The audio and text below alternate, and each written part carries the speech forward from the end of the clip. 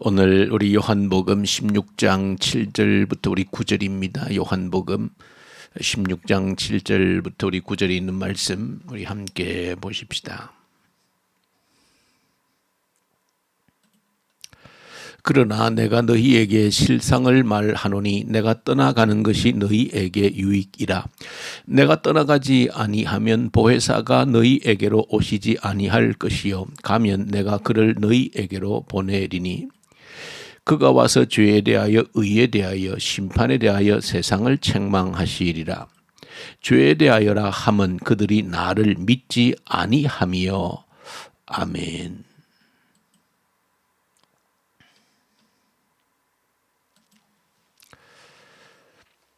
특별히 요한복음의 특징 중에 한 가지는 요한복음은 13장부터 마지막 21장에 이르기까지 예수님께서 십자가에 못 박히시기 한 주간 그 어간에 일어났던 많은 내용들, 특별히 예수님의 귀한 가르침들을 많이 기록하고 있다는 것이 다른 복음서와 또 특별한 차이점이기도 합니다. 예수님께서 마지막 한 주간 속에 제자들과의 그 만남 속에서 많은 가르침들을 주셨는데 그 중에 핵심적인 가르침은 하나님께서 보내실 성령께서 오신다라고 하는 것입니다. 결코 내가 너희를 고아처럼 버려두지 않겠다 그렇게 말씀하시면서 내가 가면 아버지께로부터 성령을 보혜사를 받아서 너희에게 보내어 주실 것이다 하는 것이 예수님께서 설교하신 내용 중에 아주 핵심적인 그 내용들입니다. 그래서 저와 여러분들이 예수님의 그 많은 가르침들을 기억할 때에 성령을 보내어 주시겠다. 결코 우리를 고아처럼 버려두지 않겠다 약속하신 그 약속을 저와 여러분들이 기억하는 것은 너무나도 중요하다. 오늘 본문 속에서는 그렇게 예수님께서 우리에게 보내주실 성령께서 오시면 어떤 일을 하게 되시는가, 성령께서 하시는 일이 무엇인가 라고 하는 것을 중요하게 밝혀주고 있습니다. 성령께서 오시면 그 하시는 일 중에 가장 중요한 것 중에 한 가지가 죄에 대하여 의에 대하여 심판에 대하여 책망하시겠다 그렇게 하셨는데 오늘 이 새벽에 죄에 대해서 책망을 하신다 하는 이 말씀 저 여러분들 한번 묵상을 하고 또 여기서 기도의 제목을 저 여러분들이 발견할 수 있기를 소망합니다. 성령께서 오시면 하나님께서 우리에게 보내실 성령께서 오시면 하신 일이 무엇인가? 그것은 바로 죄에 대해서 책망을 하신다는 겁니다. 죄에 대해서 책망을 하신다. 이것은 성령의 사역 가운데 아주 본질적인 중요한 사역이다라고 하는 것을 저 여러분들이 반드시 기억을 하셔야 됩니다. 하나님의 영이 우리에게 오시면 죄에 대해 책망하시는 일을 하신다는 겁니다. 그러면서 이어지는 말씀 보시면 죄가 무엇인가? 그리고 예수님께서 직접적으로 밝혀주셨는데 죄가 무엇인가 하면 죄라고 하는 것은 바로 나를 믿지 아니하는 것이 죄다. 그렇게 예수님께서 말씀을 하셨습니다. 우리가 흔히 죄라 그러면 머릿속에 떠오르는 그 죄의 실상들이 여러 가지 있지 않습니까? 도둑질을 한다든지 살인을 한다든지 간음을 한다든지 거짓말을 한다든지 뭐 다른 것을 탐욕을 부린다든지 이 모든 것들이 사실은 그 죄에 대한 실체들입니다. 그런데 오늘 본문에서 예수님께서는 성령께서 오셔서 죄에 대해서 책망하시는데 죄가 무엇인가라고 할 때 예수님 자신을 가리켜서 나를 믿지 않는 것이 바로 죄다 그렇게 말씀을 하신 겁니다. 이것은 죄의 구체적인 어떤 드러난 실상을 보기 이전에 죄의 그 이면에 있는 죄의 본질을 드러내고 있다. 죄의 뿌리가 무엇인지를 드러내고 있다라고 하는 것입니다. 왜 예수를 믿지 않는 것이 죄인가라고 하는 것입니다. 왜 예수를 믿지 않는 것이 그 죄의 뿌리에 있는가라고 하는 것입니다. 그래서 성령께서 오시면 우리의 죄의 근본을 드러내신다는 겁니다. 죄의 실체를 밝혀낸다는 것입니다. 이것이 성령께서 우리에게 오시면, 하나님의 영이 우리에게 오시면 하시는 가장 중요한 사역이라는 겁니다. 끊임없이 죄의 뿌리를 들추어내는 역할을 누가 하신다? 성령께서 오셔서 하신다라고 하는 겁니다. 자, 그러면 예수를 믿지 않는 것이 왜 죄의 근본이고 뿌리이고 실체인가라고 하는 것인데, 예수님은 누구신가라고 할 때 예수님은 하나님께 나아가는 통로입니다. 예수를 통하지 않고는 누구도 하나님께로 나아갈 수 없다라고 하는 것입니다. 예수를 통해서 하나님께로 나아가는 것입니다.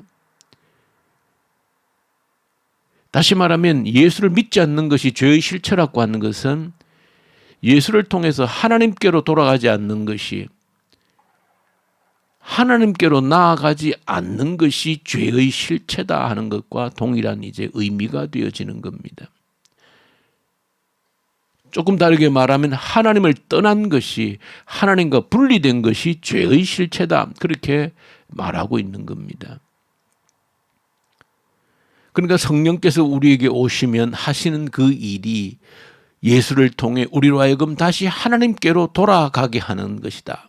그러면서 우리로 하여금 깨닫게 하는 것이, 하나님을 떠나는 것이, 하나님을 떠남으로 인하여서 죄가 우리에게 오게 되어졌다는 사실을, 하나님을 떠난 그로 말미암아 모든 죄의 증상들이 나타나게 되어졌다라고 하는 것을 밝혀준다는 겁니다. 예레미야 2장 13절에 밝혀주는 대로 이 백성들이, 이 사람들이 두 가지 앙을 행했는데 생소의 근원이 되신 하나님을 버린 것이고, 하나님을 버리고 스스로 웅덩이를 판 것이다. 물을 저축지 못할 그 터진 웅덩이를 판 것이다. 그러니까 죄의 본질을 드러낸 것이죠. 죄의 본질은 하나님을 떠난 것입니다. 생소의 근원이 되신 하나님을 버리고 떠난 것이 죄의 실체이고, 죄의 증상들은 터진 웅덩이라는 것입니다. 터진 웅덩이에서는 아무것도 건져낼 수가 없는 것이죠. 그래서 여러 가지 죄의 증상들이 결핍으로, 부족으로 말미암아서 나타난다라고 하는 것입니다. 그 본질에, 그 죄의 뿌리에는 하나님을 떠난 것이 즉 그 죄의 본질이고 뿌리다라고 하는 것을 밝혀주고 있습니다. 저 여러분들이 죄를 바라보는 시각을 오늘 성경을 통해서, 예수님을 통해서 정확히 가져야 된다라고 하는 것입니다. 누가 어떤 드러나는 죄의 실상들을 본다 할지라도 그 죄의 뿌리에 뭐가 있는지를 볼 수 있는 눈을 저와 여러분들이 가져야 된다라고 하는 것입니다. 그 죄의 뿌리에는 하나님과의 분리가 있는 것이다. 그 하나님과의 분리로 인하여서 모든 죄의 실체들이, 실상들이 드러나는 것이기 때문에 어떤 크고 작은 죄에 관계없이, 그러므로 죄를 해결한다라고 하는 것은 예수를 통해서 다시 하나님께로 돌아가는 길 외에는 죄를 근본적으로 해결을 할 수 있는 길이 없다라고 하는 이 정확한 사실을 저와 여러분들이 보셔야 된다. 그래서 예수님께서는 내가 떠나가면 너희를 고아처럼 버려두지 않고 반드시 성령을 우리에게 보내주실 것인데, 그 성령께서 오셔서 죄가 무엇인지를 철저히 밝힘으로 말미암아서 예수를 통해 다시 하나님께로 돌아갈 수 있는 길을 여신다라고 하는 것을 예수님께서 이 말씀을 통해서 우리에게 주시고 있는 것입니다. 또 여러분들이 이 말씀을 붙들고 기도하시면서 죄로 가득 찬 이 세상을 저와 여러분들이 바라보면서 죄로 인해서 고통하는 현실을 저와 여러분들이 바라보시면서 내가 죄로 인하여서 고통하고 우리 모든 관계가 죄로 얽매여져서 고통하는 이런 사실, 현실 앞에서 무엇을 볼 수 있어야 되겠는가라고 하는 것입니다. 그저 그 죄의 드러난 증상들을 보고 가슴 아파하는 것으로, 고통하는 것으로 그친다라고 하면 아무런 의미가 없다라고 하는 것입니다. 그 겉에 드러난 죄의 증상들로 말미암아 아파하는 것으로만 그친다라고 하면 아무런 의미도 없고 미래에 대한 소망도 없다는 것입니다. 어떤 죄의 증상들이 있다 할지라도, 어떤 죄의 증상 때문에 내가 고통스럽고 아프다 할지라도 그 죄의 실체를 들여다보고 어떻게 해야 이것이 해결되어질 수 있는지를, 왜 이런 문제가, 죄들이 드러나게 되어졌는지를 정확하게 알 때에 저 여러분들이 기도하게 되어지는 겁니다. 어떻게? 성령을 보내어 주십시오. 그래서 성령을 붙들 수밖에 없는 것입니다. 약속하신 성령을 우리에게 부어 주십시오. 저 사람에게 성령의 임재가 있게 하여 주십시오. 왜? 성령이 오시면 그 하는 일이 예수를 통해서 다시 하나님께로 돌아갈 수 있는 그 길을 여신다는 것 때문입니다. 그래서 성령을 구하고 약속하신 성령을 우리에게 보내주셔서 그 죄의 뿌리를 보게 하시고, 하나님께로 분리되었기 때문에 이 모든 죄의 증상이 나타났다 할 때에 성령이 오심으로 예수를 통해 다시 하나님께로 돌아가는 길만이 유일한 우리가 사는 길이고 소망이다 라는 것을 생각할 때 성령의 임재를 간절히 구할 수밖에 없고, 성령을 통해서 예수를 만나 예수를 통해 하나님께 나아가는 그 길만이 우리가 모든 죄의 증상들을 극복하고 회복하고, 그것이 저와 여러분들이 이 세상을 바라보는, 모든 사람들을 바라보는 유일한 희망이 되어져야 된다 하는 것을 오늘 이 본문을 통해서 저와 여러분들 깨닫고 저희들 기도의 제목이 되어질 수 있기를 간절히 소망합니다. 우리 주님 아버지 감사합니다. 죄가 무엇인지, 죄의 실체가 무엇인지를 다시 한 번 더 깨닫게 하셔서 감사합니다. 죄의 뿌리를 보게 하시고 어떻게 해야 이 죄를 극복할 수 있는지를 보게 하여 주시고, 그리함으로 왜 우리가 성령을 추구하고 기다리고 사모해야 되는지 그 이유를 깨달아 알게 해 주시옵소서. 우리 주 예수님 이름으로 기도 올려드립니다. 아멘. 하늘에 계신 우리 아버지여, 이름이 거룩히 여기게 하시며 아버지의 나라가 오게 하시며 아버지의 뜻이 하늘에서와 같이 땅에서도 이루어지게 하소서. 오늘 우리에게 일용할 양식을 주시고 우리가 우리에게 잘못한 사람을 용서하여 준 것 같이 우리 죄를 용서하여 주시고 우리를 시험에 빠지지 않게 하시고 악에서 구하소서.